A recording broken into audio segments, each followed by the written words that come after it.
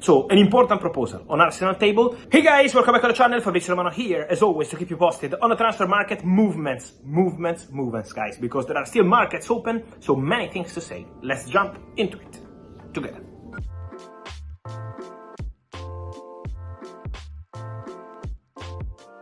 And so guys, it was a busy day at Arsenal because the unexpected happened. So, from Saudi, they arrived with important money on Arsenal table for an Arsenal important player, Leandro Trossard. Yes, because this morning, early morning, after some talks in the recent days, Arsenal heard some stories in the recent days about the Saudis prepared to attack for one of their players, and now they arrived. They arrived from Al Ittihad, the squad of Karim Benzema, N'Golo Kanté, the manager is Laurent Blanc. They arrived with an important proposal for Leandro Trossard. 35 million euros loan obligation guaranteed, so like a permanent transfer for Leandro Trossard. 35. So, an important proposal on Arsenal table, but let me tell you that according to my information, it took just few hours to Arsenal to decide internally, discuss, Mikel Arteta, Edu, people at the club, the player himself, of course, with his representatives, and Arsenal informed, first of all, Trossard, and then Al Ittihad, that they have absolutely no intention to sell him. So the position was immediately very strong, very clear. Arsenal do not negotiate for Leandro Trossard. Arsenal consider Leandro Trossard a really important player for their project, a player who is always, first of all, very good, then very professional. This is something really important for Mikel Arteta and for Arsenal, because they want serious professional players. And so when you have someone like Trossard, who is maybe not always starting, but when enters the pitch is always making an impact, this is absolutely crucial for what Arsenal want to do for the short and long term. And then they called Al Ittihad. Thanks a lot, very good conversation, very good relationship, but no intention to sell the player. Edu Gaspar, the director of Arsenal, was in Saudi during the summer to have some relationship with Saudi clubs to see if they can open doors to some potential deal, but Arsenal never wanted to sell any of their important players this summer to Saudi. So for Trossard, this was not a topic. Many people, when I broke the story, started thinking that maybe they signed Raheem Sterling because they knew that Al Ittihad were coming for Trossard. No, that's not the point. Arsenal retained Sterling, an opportunity they signed to replace the other offensive players they already sold in the case of Edin Nketiah to Crystal Palace, then the loan deal for Reece Nelson to Fulham, so they already had some outgoings in offensive positions. They never wanted to sell Leandro Trossard, that was never a possibility, and now it's confirmed that Arsenal said no to that possibility. So, bid rejected for Leandro Trossard.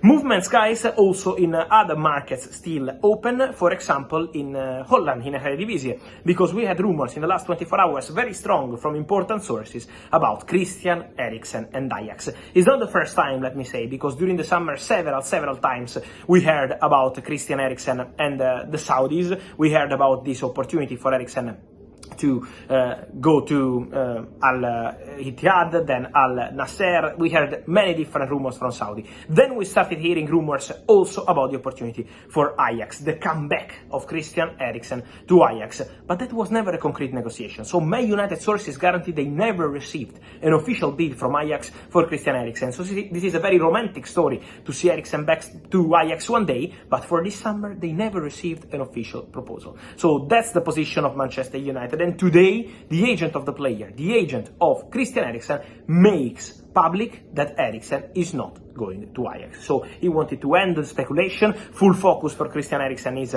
on Manchester United. Also, let me tell you guys, is one of the many secrets we will reveal of the summer transfer window.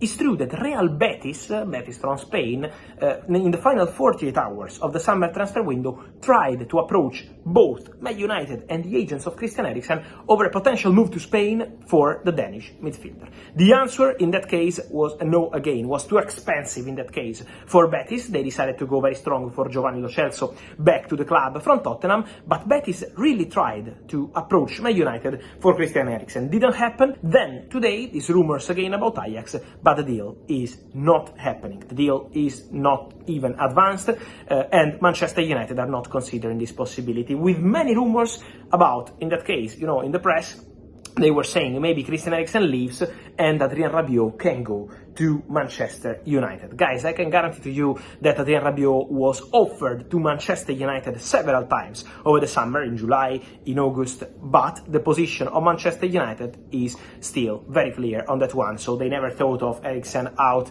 and Rabiot in. Also, Adrien Rabiot, many questions about Barcelona, many questions about Real Madrid. Guys, I can guarantee that for Barcelona, the financial fair play is creating problems, so I know you can say, yeah, but Rabiot is a free agent. Yes, free agent, but the salary is very big. Imagine that Rabiot rejected 7 million euros net from Juventus, and also there is a commission, as always in football, especially when players are free. So Rabiot in this moment for financial fair play for Barcelona is something they can't do. Then, if the situation changes, I will let you know. And for Real Madrid, many rumors when Dani Ceballos was linked with the move to Real Betis, but Real Madrid never really considered to let Dani Ceballos leave, also because there was the possibility for Betis to try, but Real Madrid wanted to continue with the current squad, and also Real Madrid were not considering to advance for Adrien Rabiot, so that was never a concrete negotiation, a concrete story. We will see what happens in the next days with Rabiot, if there will be some surprise. He remains a free agent, and could be one of the interesting names to follow till the end of the summer transfer window. And then, guys, important to mention also something on Chelsea, because he scored on the weekend and he's going to sign a new contract in the week. This week, everything will be completed.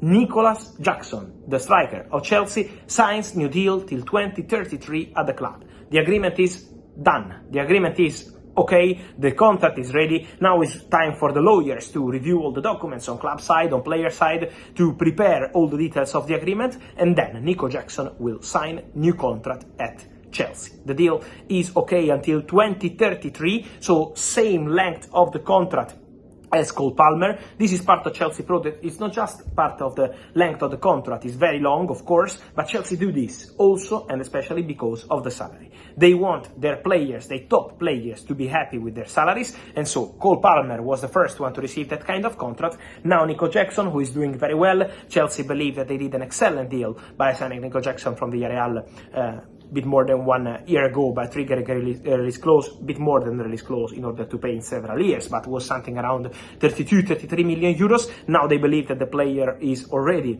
with a way higher value, and so Chelsea are very happy with Jackson. Jackson is staying obviously at the club for long term. We heard rumors about Newcastle and the possibility to include Jackson on a swap deal for Alexander Isak at the end of June, but that was pure fantasy because Chelsea never considered the possibility to let Nico Jackson leave this summer. He's considered an important player, can cover several positions, and this week will sign a new deal at the club. New agents now for Cesare Casadei, still at Chelsea, so now his future will be discussed. He's not expected to live in other markets in these final days, so forget about Greece or this kind of markets, including Saudi. Casadei at the moment is staying, and then in the January transfer window, we will see his future. And so, guys, let me know your thoughts on all these stories. I wait for your opinion, guys, as always, here in comments. Remember to like this video, turn on the notification bell, subscribe to the channel. See you soon. Ciao!